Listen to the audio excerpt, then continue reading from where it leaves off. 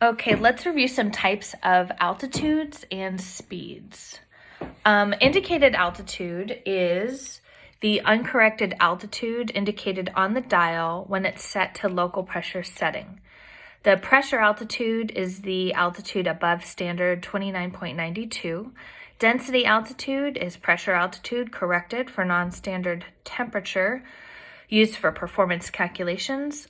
True altitude is actual altitude above mean sea level. Absolute altitude is height above airport elevation. The types of speeds.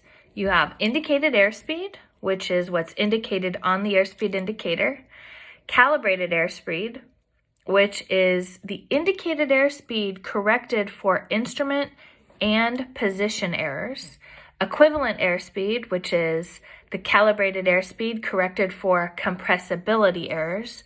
True airspeed, actual speed through the air, and the equivalent airspeed corrected for non-standard temperature and pressure.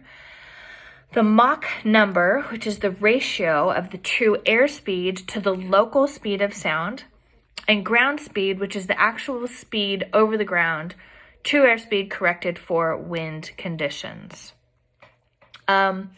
Static port blockage. Airspeed indicator shows correct airspeed as long as you maintain the same altitude at which the blockage occurred. At high altitudes, airspeed will indicate lower than it should. At low altitudes, it'll indicate higher than it should.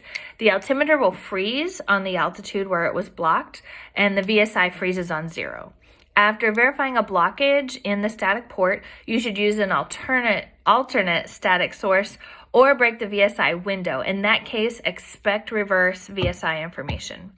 When you're using the alternate static source, a lower static pressure is measured. Airspeed indicator will indicate faster than it should. The altimeter will indicate higher than it should, and the VSI will momentarily show a climb. If the pitot blockage, the only instrument affected will be the airspeed indicator. The ram air inlet is clogged and the drain hole open, the airspeed will drop to 0. If both air inlet and drain hole are clogged, the airspeed indicator will act as an altimeter and will no longer be reliable. When you suspect a blockage, consider the use of pitot heat to melt the ice that may have formed in or on the pitot tube.